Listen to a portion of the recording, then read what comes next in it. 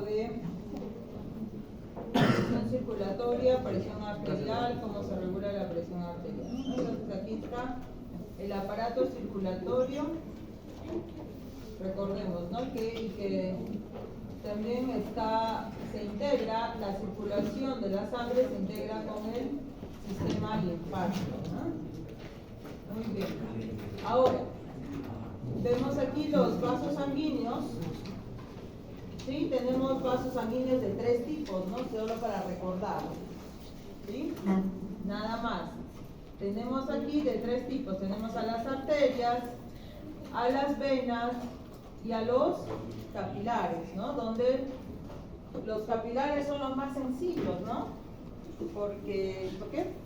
Solo contienen lo que es el endotelio, ¿sí?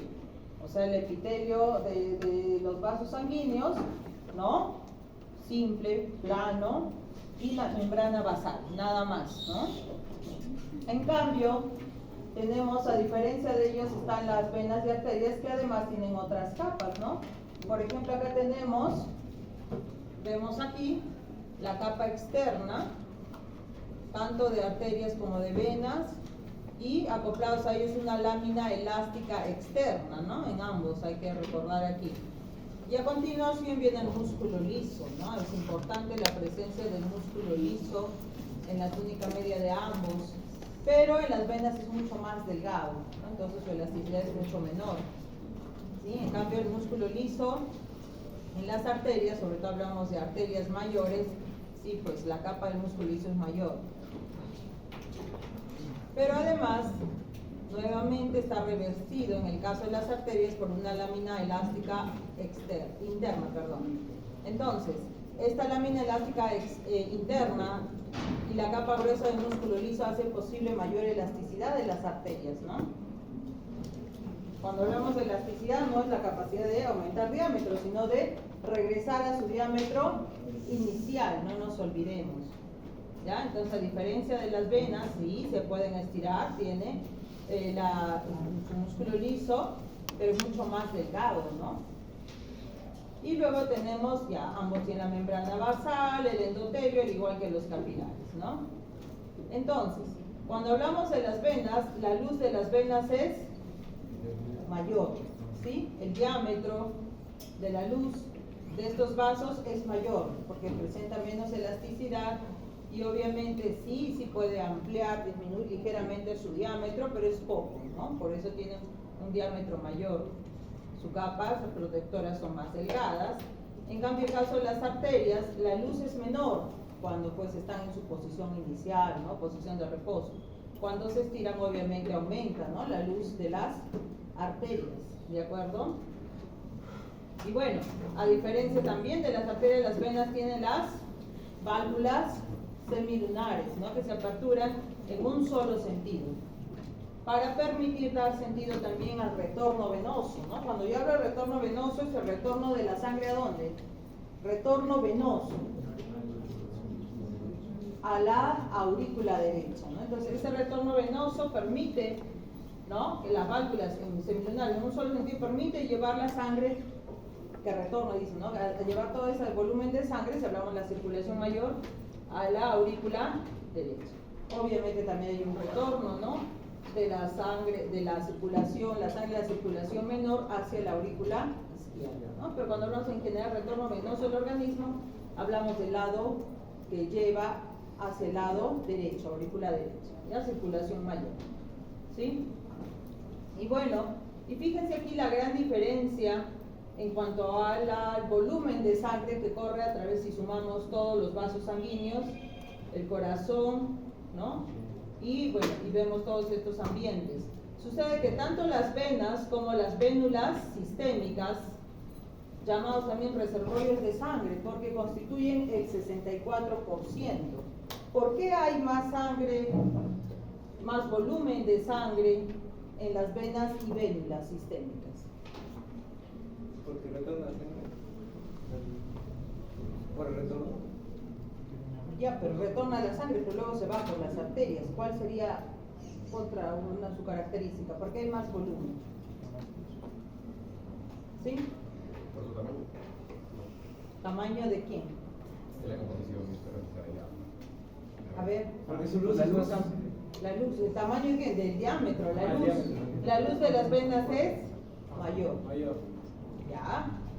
También También puede ser la cantidad, doctor, porque hay muchas más buenas que el número de venas, prácticamente casi, sobre todo hablamos a nivel de superficie, sí, prácticamente casi el doble de venas en cuanto al número de arterias. El volumen también es mayor. Y también el flujo sanguíneo. La velocidad del flujo sanguíneo en las arterias es mucho mayor, más rápido, circula más rápido. En cambio, por las venas es un proceso más lento. Al tomarse su tiempo, también entonces hay más volumen, ¿sí?, en las venas y venas. Por las arterias pasa rápido, ¿sí? El número es menor y el diámetro también suele ser menor, ¿no? ¿De acuerdo? Y es por eso que a la zona, ¿no?, el volumen de sangre en venas y vénulas sistémicas le llamamos reservorio de sangre. ¿Ok? Recuerda que las venas son más superficiales, pero hay venas también más profundas que acompañan a las arterias, ¿no? Entonces tenemos un mayor volumen. ¿Ok? 64% aproximadamente, las arterias y arteriolas sistémicas un 13%, ¿sí? Si tomamos en cuenta los vasos pulmonares, 9% en total vasos pulmonares en general. Y en el corazón más o menos suele haber un 7%, recuerden que el corazón siempre tiene sangre, ¿no?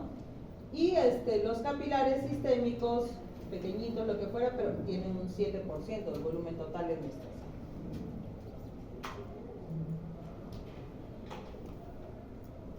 Muy bien, entonces seguimos hablando de los capilares muy finos y muy pequeñitos, de modo que el diámetro, ¿sí?, el diámetro de los capilares hablamos entre 8 a 12 micras, ¿no?, bastante estrecho. ¿Listo? Y bueno, recordemos una sola capa de tejido epitelial en el endotelio, ¿sí?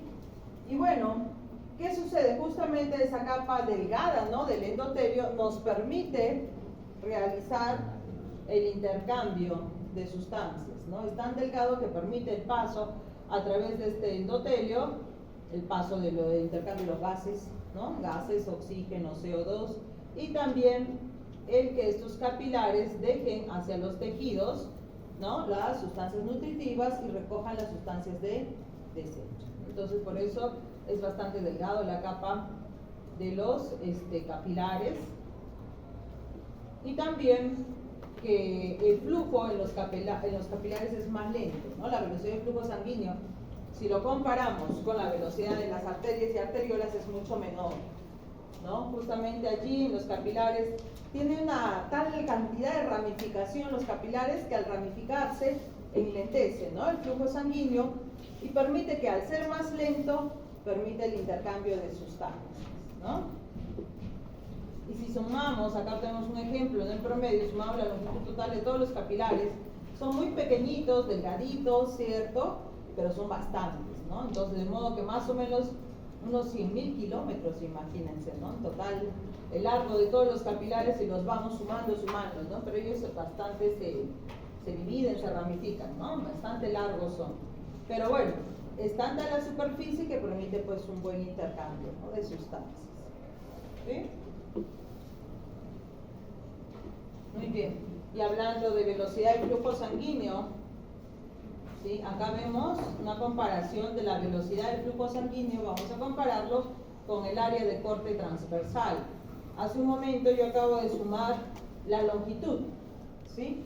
Pero en este caso, en el área de corte transversal, yo estoy sumando no la longitud, sino los diámetros, ¿sí? Si sumamos los diámetros de los vasos sanguíneos, o sea, por ejemplo, sumamos todo el diámetro de la aorta, aquí de todas las arterias, de todas las arteriolas, los capilares, ¿sí? Si sumamos todos esos diámetros por donde va a fluir la sangre, ¿de acuerdo? Entonces, aquí, por ejemplo, ¿no?, cuando sale la sangre impulsada, ¿no?, por el ventrículo izquierdo, ¿no?, sale la sangre hacia la aorta, sale con fuerza, ¿no?, de modo que la velocidad de flujo aquí es máximo, ¿no? ¿Sí? Es mayor la velocidad de flujo en la aorta. Pero la aorta solo es una y el diámetro de la aorta es pequeño, por eso el área de corte transversal de la aorta es uno solo, por más que es el vaso de mayor diámetro es uno solo, ¿sí? Por eso es mínimo. Y ahora aquí miren cómo ligeramente baja un poquito la velocidad del flujo sanguíneo comparado con la poca cantidad de arterias que hay, ¿no? Si sumamos todas las arterias. Y miren aquí, conforme va aumentando, las arteriolas obviamente son más, ¿no? Se ramifican, son más que las arterias. Entonces, miren cómo de forma importante va subiendo el diámetro, o sea, el área de corte transversal de todas las arteriolas sumadas en nuestro organismo. ¿Sí? Entonces, el área de corte transversal es mayor, ¿sí? Sube, aumenta de forma considerable, pero también de forma considerable, ¿qué pasa? Disminuye el flujo sanguíneo. Entonces, si se fijan, es inverso, ¿no? Inversamente proporcional. ¿De acuerdo? Y entonces aquí vemos, ya cuando llegamos a capilares, les dije que son bastantes, ¿no? Tenemos bastantes capilares. Entonces, si sumamos todos los diámetros, ¿no? Todo el corte transversales de los capilares, sí se suma bastante, aumenta, ¿sí? Aumenta de forma muy importante. Entonces vemos aquí que el aumento del área de corte transversal, al ramificarse más, ya la velocidad pues disminuye también, ¿no? A más ramificaciones, esa sangre cada vez va a disminuir velocidad. Aparte que llegamos hasta acá, hasta las arteriolas, tenemos pues esa contracción, relajación que ayuda a impulsar el flujo sanguíneo, ¿no? La elasticidad de estos vasos permite impulsar el flujo sanguíneo. En cambio, los capilares ya no son elásticos. Entonces simplemente por allí discurre, ¿no es cierto?, la sangre. Entonces es por eso que la velocidad cae bastante. ¿Sí? La velocidad cae bastante, ¿no? Entonces aquí, ¿no? Por ejemplo, si acá empezamos con estos 120, ¿no? Por allí es un máximo, 120, 120, 80 y así, ¿no? 120, 80 y va bajando, poco a poco va bajando, ¿sí? De modo que aquí cayó, ¿no? 30, de repente estamos por aquí, va disminuyendo a la entrada de los capilares y aquí disminuye bastante, ¿no? Entonces es más lento el flujo sanguíneo. Luego llegamos al nivel de las vénulas, ¿sí? A las vénulas, justo en ese momento de las vénulas, en la caída, digamos, de esta velocidad o de presión también, estamos hablando de 10, por ejemplo aquí, cuando entramos en las vénulas. Y el área de corte transversal aquí va a disminuir notablemente. Entonces, ¿qué pasa con la velocidad? Al haber un menor número, menos ramificación, ¿sí? Poco a poco puede ir aumentando la velocidad. Obviamente las vénulas no tienen pues la elasticidad para impulsar la sangre, ¿no? Entonces, si bien es cierto, sube la velocidad hacia las venas, sube, pero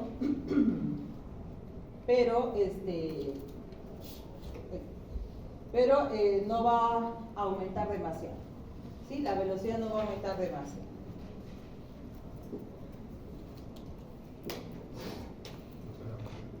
O sea, este cuadro es la de flujo sanguíneo que tenemos. Velocidad de flujo sanguíneo, compararlo con, que está relacionado con el diámetro, con la suma de todos los diámetros de sus vasos sanguíneos. Así es. Pues vemos que la circulación venosa recupera velocidad, pero no es tanta porque no son elásticas, pues las venas y vénulas no van a impulsar, no hay una presión arterial, ¿no? ¿Listo? Ya simplemente se suman y se impulsan por el volumen, el retorno venoso, nuestra actividad, ¿sí? Vamos a ver un poquito más que los impulsa, ¿no? El retorno venoso, vamos a ver más adelante, pero no hay una presión arterial, ¿no? Esto es mínimo, ¿sí?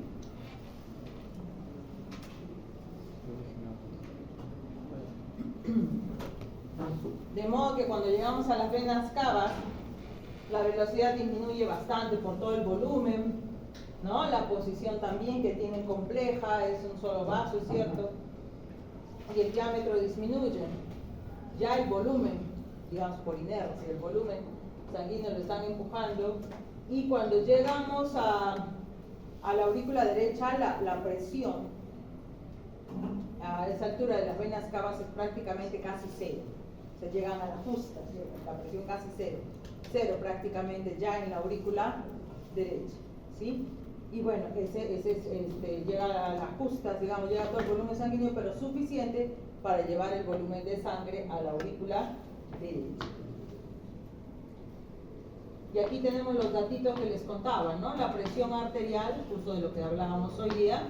Bueno, presión arterial, ¿no? La fuerza que ejerce la sangre, en este caso, esa fuerza que ejerce la sangre al pasar, al rozar, al pasar por áreas, en este caso, de la pared arterial. O sea, al chocar con las paredes, se ejerce, ¿no es cierto?, una fuerza, esa fuerza de un fluido en este caso un líquido viscoso.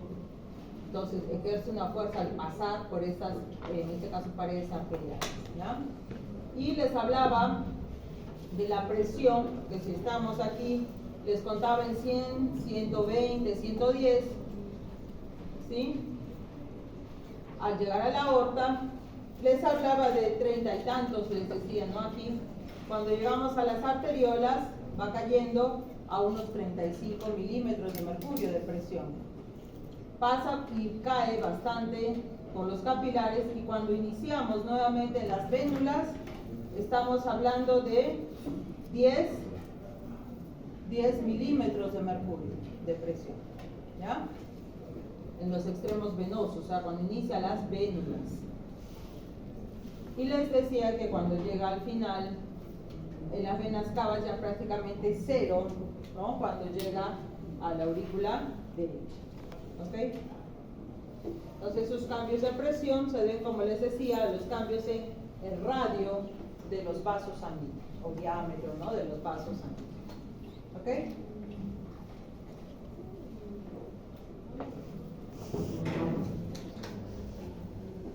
Entonces, bueno, vamos, ahora sigamos hablando de presión arterial, no sé qué estoy haciendo yo.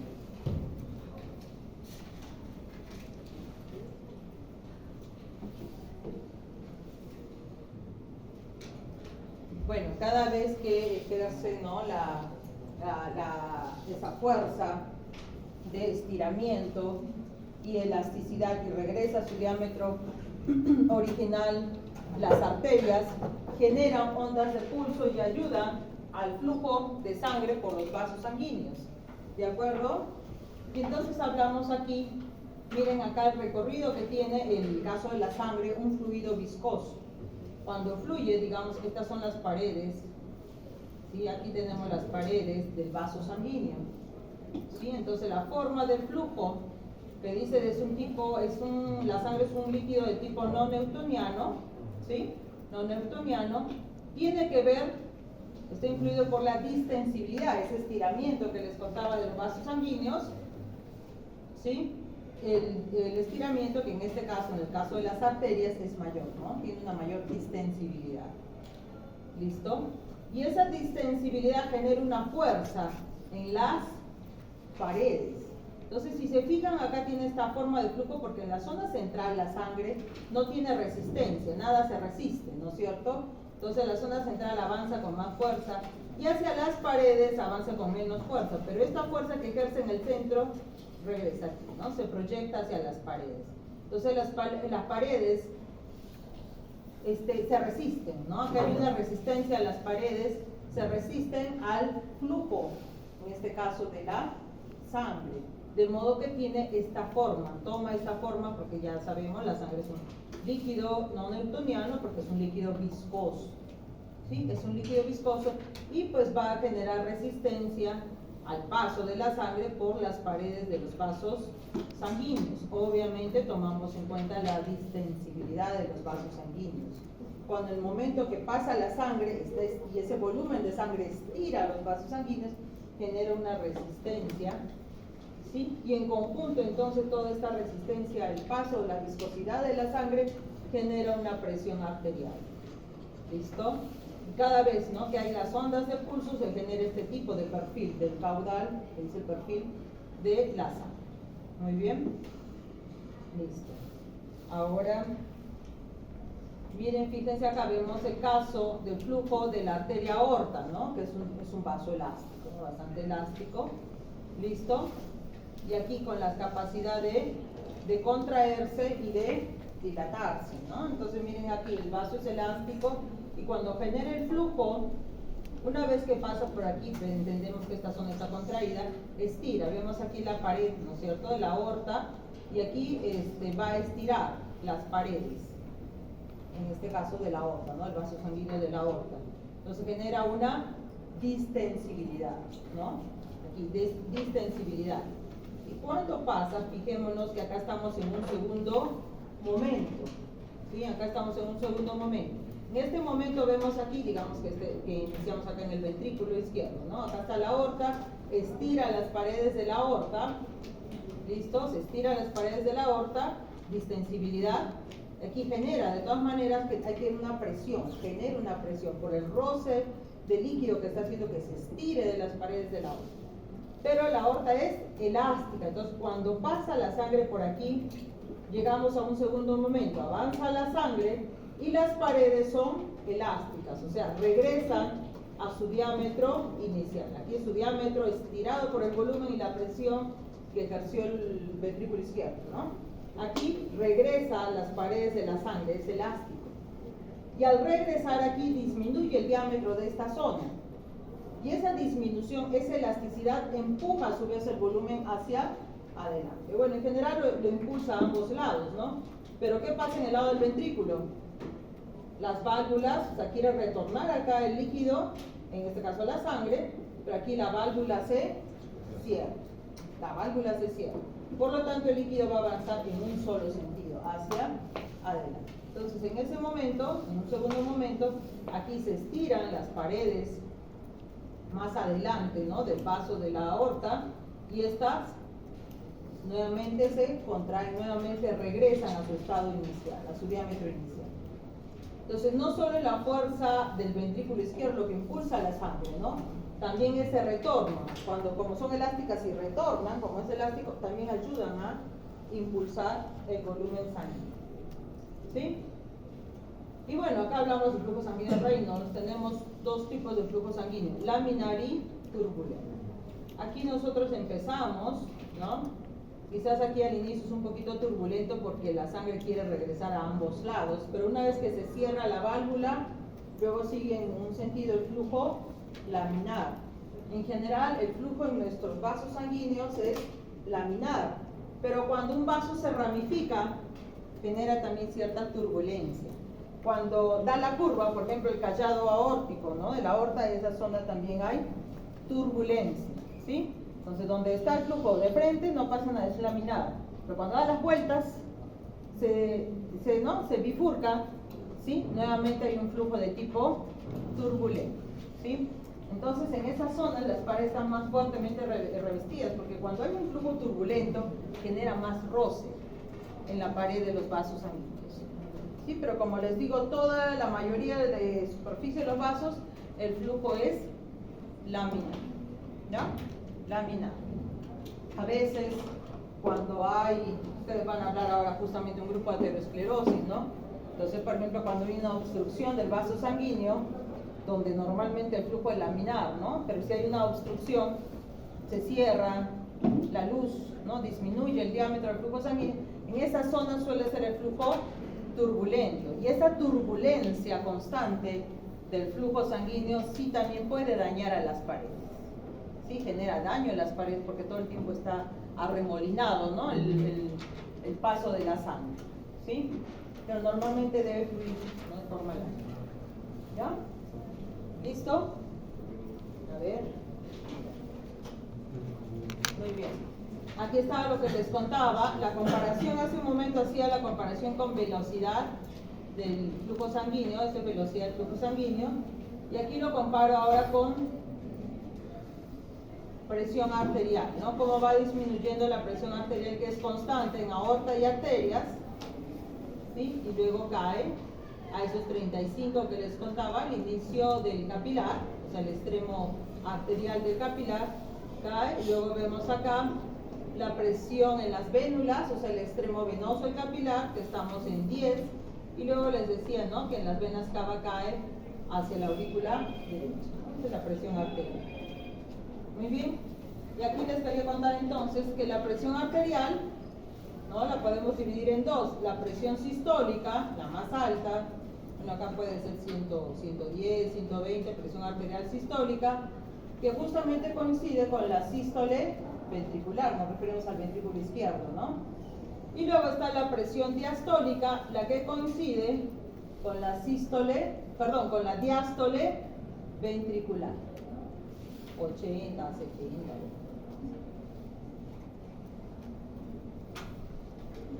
Muy bien.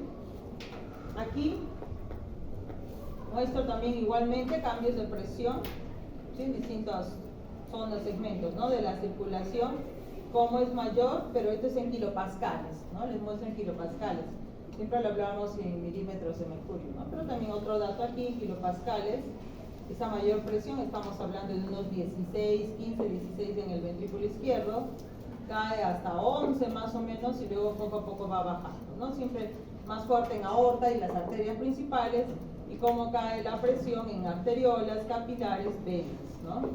Y esto es una comparación con la presión en el ventrículo derecho. Entonces fíjense cómo prácticamente es más del triple la presión arterial del ventrículo izquierdo en comparación con el ventrículo derecho. Aquí ya llegan las puntas a casi 4 kilopascales, ¿no? La más alta presión en el ventrículo derecho, ¿sí? Entonces es para hacer una comparación de la presión en la circulación sistémica con comparación con la circulación menor, ¿no? Ya de eso vamos a hablar un poquito más, de esta circulación menor en la siguiente clase.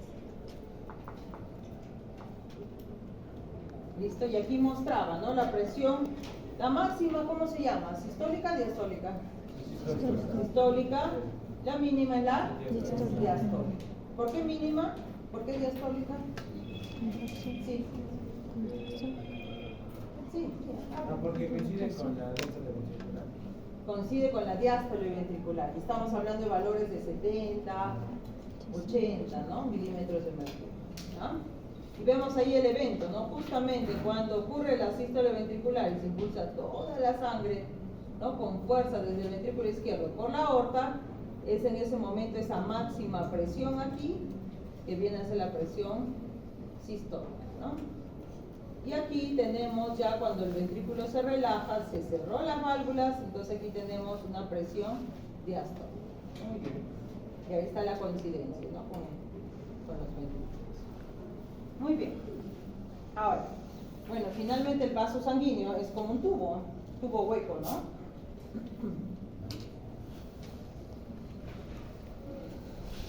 Entonces el paso por estos tubos, paso de un fluido, en este caso la sangre, va a seguir algunas leyes de física, pero vamos con algo súper sencillo, ¿no? Acá la tensión por la ley de Laplace, ¿no? Donde habla de tensión mecánica de las paredes, en este caso de los vasos sanguíneos, que será directamente proporcional a la presión y al radio del vaso. Entonces, ¿no? La tensión de estos vasos sanguíneos es igual a al radio, que les decía, al radio del vaso por la presión. ¿Listo? Hablo de tensión superficial. Radio por presión, ¿no? Para darles este valor. Entendemos pues que el diámetro sería 2R, ¿no? 2 radios, 2R, ¿sí? Listo, y vemos aquí una comparación de esta tensión en las paredes, vasos sanguíneos. Bueno, acá hay en pascales, este es el diámetro, no radio, en metros, y acá tensión, ¿sí? Newton por metro, ¿sí? Y entonces vemos pues que la mayor presión es en la aorta, ¿no? Una mayor presión, esto es en general las arterias mayores, medianas, ¿no? Los capilares, las venas, y ya la vena cava, que es la menor tensión que les decía, ¿no? Que llega al mínimo, ¿no? Igual comparado de esta manera. Y aquí vemos pues que el radio, ¿no? Aquí el radio es mayor, ¿no? Y aquí en cambio el radio de los capilares es menor, y esto se conjuga con una presión más baja, ¿no? ¿Listo? Si comparamos desde aquí solamente aorta, arterias y capilares. Aquí cambia la cosa porque no hay un impulso por la falta de elasticidad de estos vasos, ¿no? Ahí está.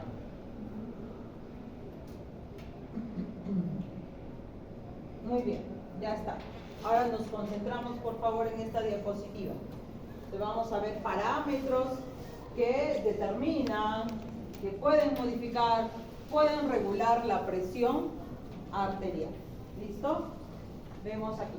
¿Listo? Entonces, en general decimos presión arterial será igual al volumen minuto por resistencia periférica. ¿Listo? Volumen minuto. Entonces quiere decir que la presión arterial será directamente proporcional al volumen minuto y a la resistencia periférica. ¿Sí? Otra forma de expresar la presión arterial, volumen minuto o gasto cardíaco. ¿Sí? Tenemos volumen minuto, bueno, muchos lo expresan de esa manera, ¿no? Como volumen minuto. Algunos, ¿cómo? O gasto cardíaco. ¿Listo? O gasto cardíaco. Muy bien.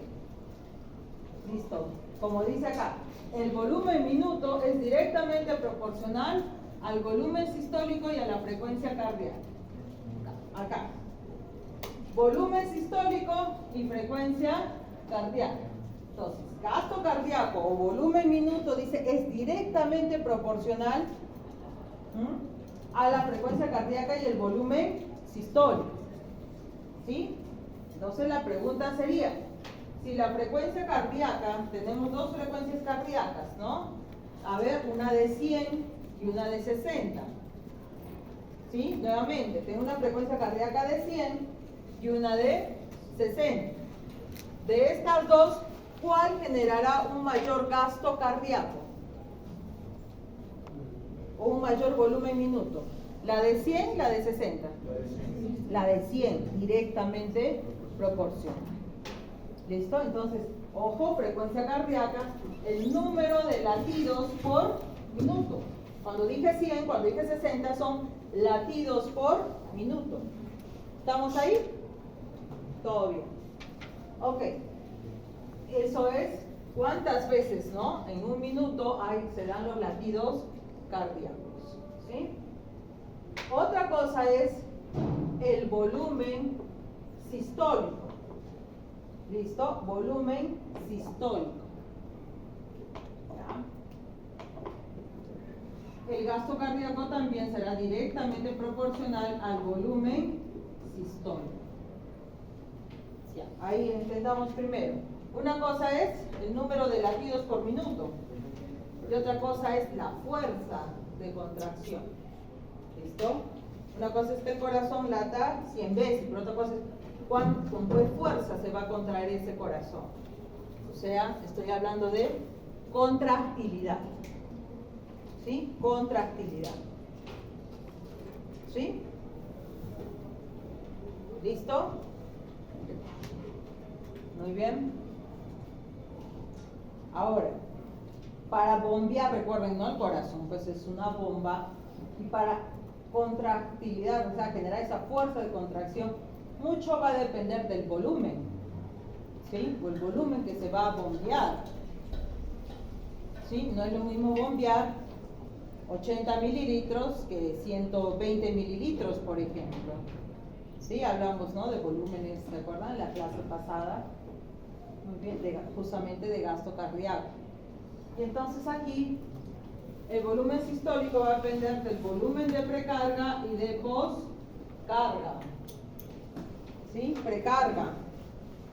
Ese volumen que tiene que impulsar, ¿sí? Ese volumen que llega a esa primera precarga, ese volumen de sangre que llega a esa aurícula derecha, pasa al ventrículo derecho, pasa todo, ¿no? La circulación menor, llega a esa aurícula izquierda, ¿no? Todo ese volumen de precarga, decimos, o sea, el volumen de retorno venoso, ¿sí? Precarga, ese volumen del retorno venoso. ¿Listo? Y luego está el volumen de poscarga.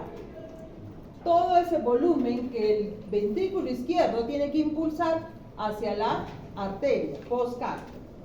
¿Listo? Ese volumen final, ¿con qué fuerza tiene que impulsar? Sí, todo ese volumen de sangre, el ventrículo izquierdo, impulsar hacia la circulación sistémica. ¿Listo? Esto estoy hablando del volumen de postcarga. ¿Sí?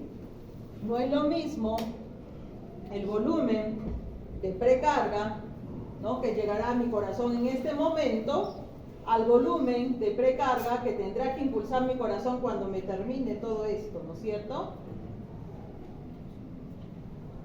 ¿Sí? Si yo me lo tomo en este momento, todo, ¿no es cierto? Me lo tomo rápido, que estoy aumentando mi volumen sanguíneo, ¿no es cierto? Estoy esforzando, entonces más volumen de sangre tiene que llegar hacia las aurículas, va a aumentar mi volumen de precarga. Circula, todo pasa a la circulación y luego ese volumen, ¿cuánto se llena ese de volumen de sangre ese ventrículo izquierdo? ¿Cuánto volumen de sangre tiene que impulsar? Hacia la hacia la aorta, ¿sí? Hacia la aorta, o sea, hacia la circulación sistémica, postcarga, ¿sí? El precarga es el retorno venoso, postcarga todo lo que tiene que impulsar, porque finalmente también si hay un mayor volumen de precarga, también pues habrá un mayor volumen de postcarga también. ¿Listo? Entonces, no es lo mismo que el ventrículo izquierdo pues impulse, bombee 80 mililitros, le decía, no es lo mismo que bombee 120 o 150 mililitros. Para bombear 150 mililitros tiene que hacer mayor fuerza de contracción, mayor contractilidad.